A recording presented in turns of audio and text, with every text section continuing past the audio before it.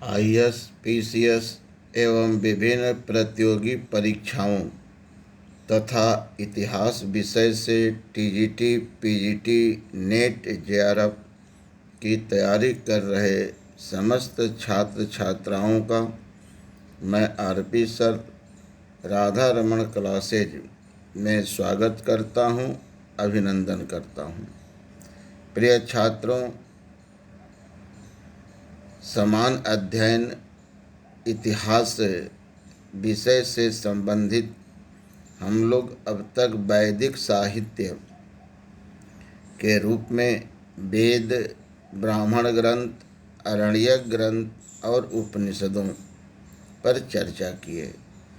यहाँ से आने वाले प्रश्नों पर चर्चा किए।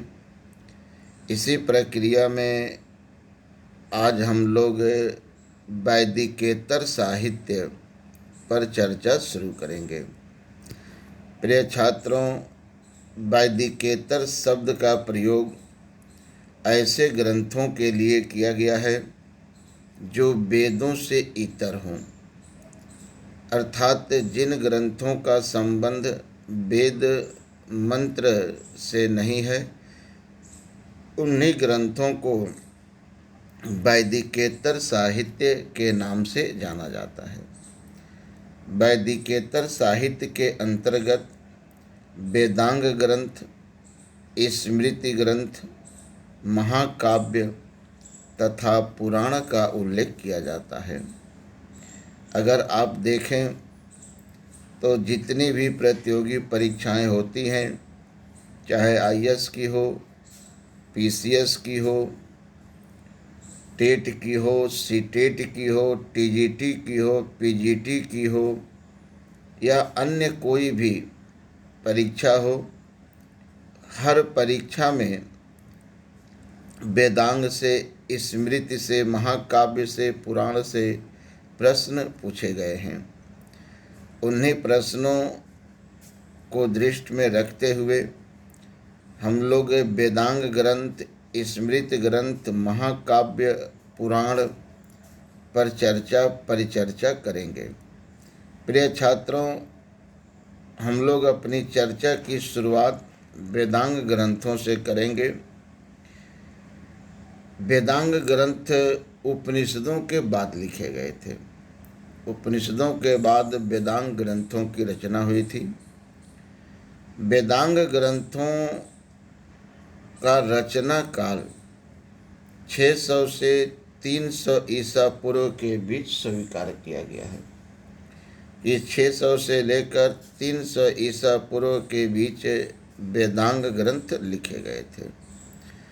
प्रिय छात्रों, वेदांग ग्रंथों की रचना उत्तर भारत और दक्षिण भारत दोनों क्षेत्रों में हुई थी और इन्हीं ग्रंथों से पता चला कि आर्य संस्कृत का प्रसार 600 ईसा पूर्व तक आते आते उत्तर भारत के साथ साथ दक्षिण भारत में भी होने लगा था। प्रिय छात्रों, वेदांग शब्द से ऐसा प्रतीत होता है कि वेदांग ग्रंथ वेद के अंग हैं, लेकिन ऐसा नहीं है। वेदांग ग्रंथ वेद के अंग नहीं हैं, क्योंकि वेदांग ग्रंथों में वेद मंत्रों का उल्लेख नहीं हुआ है। इनमें वेद मंत्रों को संकलित नहीं किया गया है। वेदांग ग्रंथ से अभिप्राय ऐसे ग्रंथों से है जिनमें वेद मंत्रों के अभिप्राय को स्पष्ट किया गया, उनके अध्ययन को सरल, सहज एवं सुगम बनाने के लिए नियमों को स्थापित किया गया कि वेद मंत्रों के अभिप्राय को कैसे स्पष्ट किया जा सकता है, उनके मंत्रों को किन नियमों के तहत सरल, सहज, सुगम बनाया जा सकता है। ऐसे ही नियमों को वर्णित करने वाले ग्रंथों को वेदांग ग्रंथ के नाम से जाना जाता है। प्रिय छात्रों, मुंडक उपनिषद, ये बड़ा प्रश्न महत्वपूर्ण है और ये प्रश्न पूछता है कि किस ग्रंथ में वेदांग ग्रंथों की संख्या बतलाई गई है। तो इसका उत्तर है कि मुंडक उपनिषद में वेदांग ग्रंथों की संख्या 6 बताई गई है। ये हैं शिक्षा, कल्प, व्याकरण, निरुक्ति, छंद और ज्योतिष। इन्हीं 6 को वेदांग ग्रंथ के नाम से जाना जाता है। प्रिय छात्रों, पाणिनीय शिक्षा में इन 6 अंगों का वर्णन वेद पुरुष के रूप में किया गया है कि ये वेद पुरुष हैं।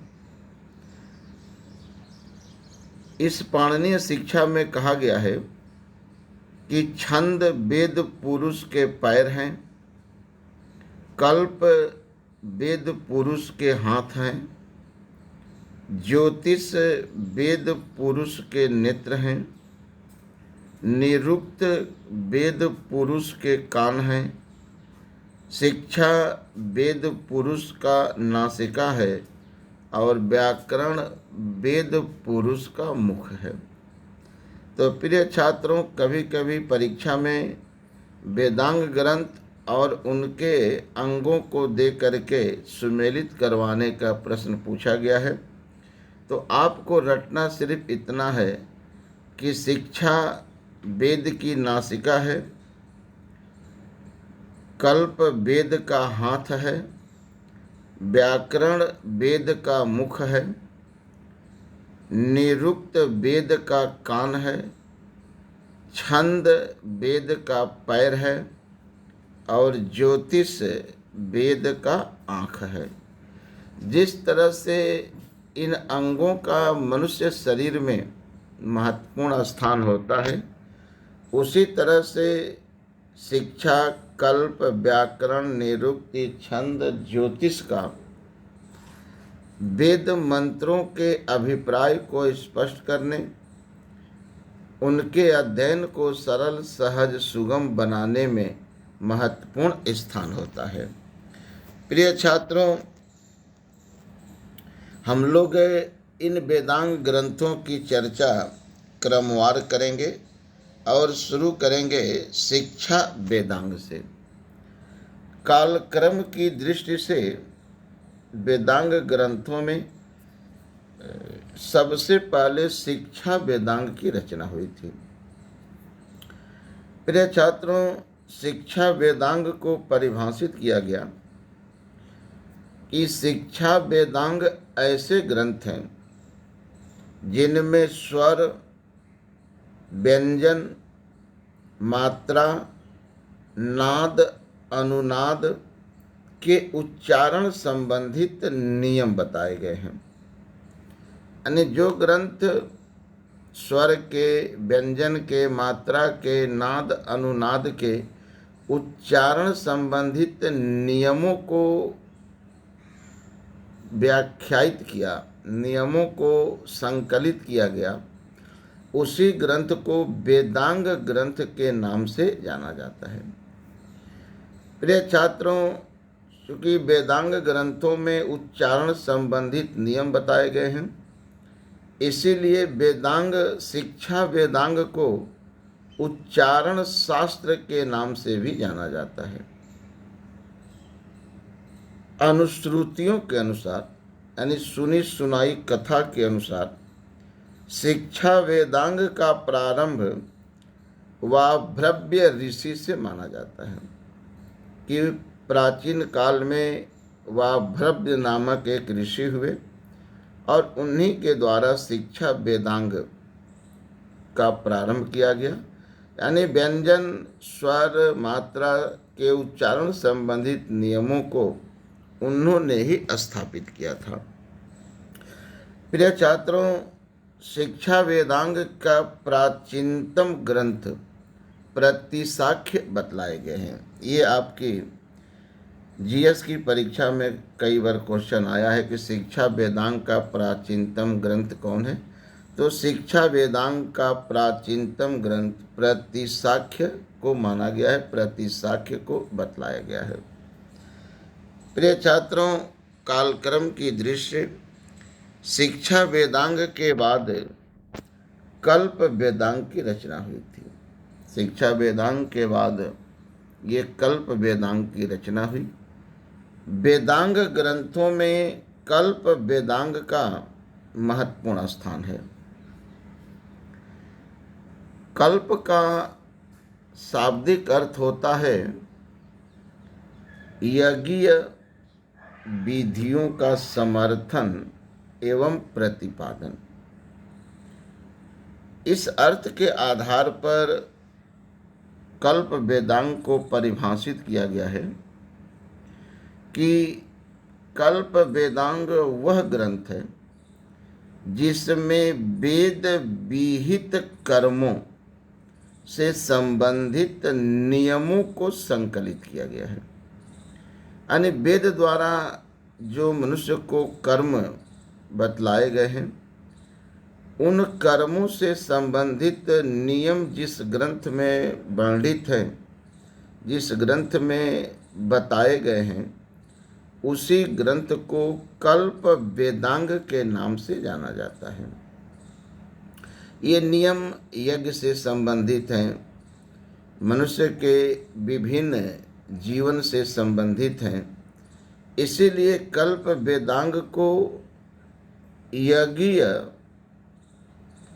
अनुष्ठान शास्त्र भी कहा जाता है। कल्प वेदांग को यज्ञीय अनुष्ठान शास्त्र के नाम से भी जाना जाता है। कल्प वेदांग में जो नियम बतलाए गए हैं, ये छोटे छोटे सूत्र वाक्य में बतलाए गए हैं। इसीलिए कल्प वेदांग को सूत्र साहित्य या कल्प सूत्र के नाम से भी जाना जाता है। प्रिय छात्रों, कल्प वेदांग के 4 भाग हैं। पहला है गृह सूत्र, दूसरा है श्रौत सूत्र, तीसरा है सुलभ सूत्र और चौथा है धर्म सूत्र। गृह सूत्र से अभिप्राय ऐसे ग्रंथों से है जिनमें मनुष्य के लौकिक तथा पारलौकिक कर्तव्यों का वर्णन किया गया है। मनुष्य के इस लोक में कौन कौन से कर्तव्य होते हैं और परलोक में, इस लोक से परे जो लोक है, उस लोक में कौन कौन से कर्तव्य होते हैं, इनका वर्णन जिस ग्रंथ में प्राप्त होता है उसी को गृह सूत्र कहा जाता है। जैसे 16 संस्कारों का वर्णन, पंच महायज्ञों का वर्णन, पाक यज्ञों का वर्णन, गृह निर्माण संबंधित नियम, गृह प्रवेश संबंधित नियम, पशुपालन संबंधित नियम इत्यादि, ये सब मनुष्य के लौकिक पारलौकिक कर्तव्य हैं। और इन कर्तव्यों के निर्वहन से मनुष्य न केवल इस लोक में सुख शांति समृद्धि को प्राप्त करता है, बल्कि परलोक में भी उसे अच्छा स्थान प्राप्त होता है। प्रिय छात्रों, कल्प वेदांग का दूसरा खंड श्रौत सूत्र है। श्रौत सूत्र को परिभाषित करते हुए कहा गया है कि श्रौत सूत्र से अभिप्राय ऐसे ग्रंथों से है जिनमें यज्ञ संबंधित नियमों को बतलाया गया है।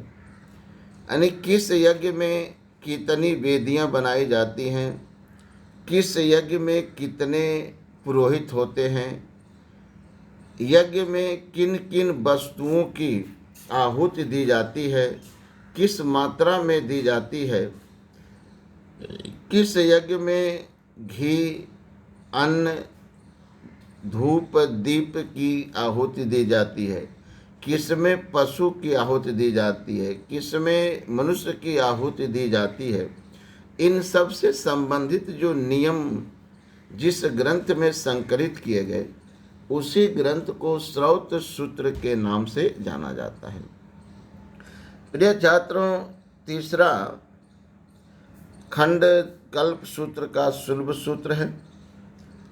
सुलभ सूत्र से अभिप्राय ऐसे ग्रंथों से है जिनमें यज्ञ वेदियों के परिमाप संबंधित नियम बताए गए हैं कि जो यज्ञ वेदियां बनाई जाती हैं तो किस यज्ञ के लिए कितनी लंबी, कितनी चौड़ी, कितनी गहरी यज्ञ वेदिका, यज्ञ कुंड का निर्माण होगा।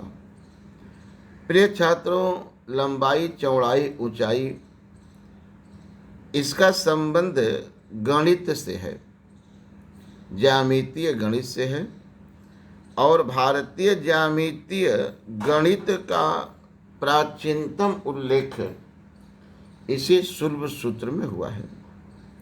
ये कई बार प्रश्न पूछा गया है कि भारतीय ज्यामितीय गणित का प्राचीनतम उल्लेख कहाँ मिलता है, तो इसका सही उत्तर है सुलभ सूत्र। प्रिय छात्रों, कल्प सूत्र के खंडों में धर्म सूत्र का अत्यंत महत्वपूर्ण स्थान है। धर्म सूत्र को समयाचारिक सूत्र के नाम से भी जाना जाता है। धर्म संबंधित धर्म सूत्र से अभिप्राय ऐसे ग्रंथों से है जिनमें मनुष्य की नैतिक उन्नति एवं चरित्रगत विकास संबंधित नियमों को बतलाया गया है कि किन किन नियमों के पालन से मनुष्य की नैतिक उन्नति होती है, मनुष्य का चरित्रगत विकास होता है। ऐसे नियमों के रूप में नीति का, धर्म का, रीति का, प्रथाओं का, चारों वर्ण का, चारों आश्रम के कर्तव्यों का, संपत्ति के विभाजन का, उत्तराधिकार संबंधित नियम का, न्याय व्यवस्था, दंड विधान का उल्लेख किया जाता है। ये मनुष्य के नैतिक एवं चरित्रगत उत्थान संबंधित नियम होने के कारण ही धर्म सूत्र को विधान संहिता के नाम से जाना जाता है। इसको विधान संहिता भी कहा गया है। प्रिय छात्रों, पहला धर्म सूत्र गौतम धर्म सूत्र है। सबसे पहले गौतम नामक विद्वान ने धर्म सूत्र की रचना की थी। गौतम धर्म सूत्र का संबंध सामवेद से है। इसके बाद वशिष्ठ ने वशिष्ठ धर्म सूत्र की, विष्णु ने विष्णु धर्म सूत्र की रचना की। इन दोनों धर्म सूत्रों का संबंध ऋग्वेद से है। तत्पश्चात हारीति धर्म सूत्र की रचना हुई, शंख धर्म सूत्र की रचना हुई और इनका संबंध शुक्ल यजुर्वेद से है। इसके बाद बौधायन धर्म सूत्र, आपस्तंभ धर्म सूत्र, हिरण्यकेशी धर्म सूत्र की रचना हुई, जिनका संबंध कृष्ण यजुर्वेद से है। प्रिय छात्रों, जो धर्म सूत्रकार हुए इनमें से आपस्तंभ तथा बौधायन ये दक्षिण भारत के रहने वाले थे और शेष धर्म सूत्रकार उत्तर भारत के निवासी थे। आपस्तंभ को दक्षिण भारत का मनु कहा जाता है। यानी जिस तरह से उत्तर भारत में मनु का महत्वपूर्ण स्थान है, उसी तरह से दक्षिण भारत में आपस्तंभ का भी महत्वपूर्ण स्थान है और इसीलिए आपस्तंभ को दक्षिण भारत का मनु कह करके स्वीकार किया गया है। प्रिय छात्रों, आप स्तंभ पहले धर्मशास्त्रकार थे जिन्होंने यह विचार व्यक्त किया था कि स्त्री और शूद्र भी अथर्ववेद को पढ़ और सुन सकते हैं। शूद्र को, स्त्री को भी अथर्ववेद को पढ़ने और सुनने का अधिकार है। प्रिय छात्रों, जो धर्म सूत्र लिखे गए हैं, इन धर्म सूत्रों में गौतम धर्म सूत्र की रचना गद्य में हुई है। इसके अतिरिक्त अन्य जितने भी धर्म सूत्र हैं, ये गद्य और पद्य दोनों में लिखे गए हैं। प्रिय छात्रों, कल्प वेदांग के बाद व्याकरण वेदांग की रचना हुई थी। व्याकरण वेदांग से अभिप्राय ऐसे ग्रंथों से है जिनमें भाषा संबंधित नियम बतलाए गए हैं। जिस ग्रंथ में वर्ण के आकार क्या हैं, वर्ण का उच्चारण कैसे होता है, वर्ण के भेद कितने हैं, शब्द की उत्पत्ति कैसे हुई, शब्द के प्रयोग संबंधित नियम कौन कौन से हैं, वाक्य की रचना कैसे हुई, वाक्य के भेद कितने हैं, इन सब के बारे में बतलाया गया है। उसी को व्याकरण वेदांग कहते हैं। प्रिय छात्रों, व्याकरण वेदांग का प्राचीनतम ग्रंथ अष्टाध्यायी है। ये व्याकरण वेदांग का प्राचीनतम ग्रंथ है। अष्टाध्यायी की रचना 5वीं शताब्दी ईसा पूर्व में पाणिनि नामक विद्वान ने किया था। प्रिय छात्रों, पाणिनि जी ने अष्टाध्यायी के साथ साथ जामवती जय, या इसी को पाताल विजय भी कहा गया, नामक ग्रंथ भी लिखा है, जो नाटक है। पाणिनि जी का जन्म गंधार में हुआ था। ये मूलतः गंधार के रहने वाले थे। गंधार वर्तमान समय में पाकिस्तान का एक क्षेत्र है, पाकिस्तान में स्थित है। प्राचीन काल में गंधार उत्तम नस्ल की भेड़ों के लिए प्रसिद्ध था। यहाँ पर अच्छी नस्ल की भेड़ें जो है हुआ करती थी। अष्टाध्यायी में ही पाणिनि जी ने सर्वप्रथम वैष्णव संप्रदाय का उल्लेख किया है, यानी विष्णु के रूप और उनके अनुयायियों का वर्णन पहली बार अष्टाध्यायी में ही प्राप्त होता है। प्रिय छात्रों, जो ग्रंथ जिस समय लिखा जाता है उस समय के लिए पूर्ण होता है, लेकिन जैसे जैसे समय बीतता जाता है वैसे वैसे उसकी कमियां उजागर होने लगती हैं। इसीलिए जैसे जैसे समय बीता, अष्टाध्यायी में भी कमियां आईं, और इन कमियों को दूर करने के लिए 4वीं शताब्दी ईसा पूर्व में कात्यायन नामक विद्वान ने वार्तिक नामक ग्रंथ की रचना की थी। अष्टाध्यायी की कमियों को दूर करने के लिए कात्यायन नामक विद्वान द्वारा वार्तिक नामक ग्रंथ की रचना की गई थी। प्रिय छात्रों, 2री शताब्दी ईसा पूर्व में पतंजल नामक विद्वान द्वारा अष्टाध्यायी पर टीका लिखा गया, जिसका नाम था महाभाष्य। तो महाभाष्य अष्टाध्यायी की टीका है और इसके रचनाकार पतंजल नामक विद्वान हैं। पतंजल जी ने महाभाष्य के अतिरिक्त महानंद काव्य नामक ग्रंथ भी लिखा है। उनके द्वारा महानंद काव्य नामक ग्रंथ भी लिखा गया है। प्रिय छात्रों, कालांतर में बाद में भी अष्टाध्यायी पर टीकाएं लिखी जाती रहीं। 6ठी शताब्दी ईस्वी में कश्मीर निवासी जयादित्य और वामन नामक विद्वानों द्वारा अष्टाध्यायी पर कशिका वृत्ति नामक नाटक लिखा था। बाद में कशिका वृत्ति पर भी टीकाएं लिखी गई और कशिका वृत्ति की टीकाओं में हरदत्त नामक विद्वान ने पद्मंजरी नामक ग्रंथ की रचना की थी। पद्मंजरी जो है ये कशिका वृत्ति की टीका है और हरदत्त नामक विद्वान द्वारा इस ग्रंथ को लिखा गया था। प्रिय छात्रों, अष्टाध्यायी का अंग्रेजी भाषा में अनुवाद भी किया गया है। अष्टाध्यायी का अंग्रेजी भाषा में अनुवाद कोलब्रक नामक विद्वान द्वारा किया गया।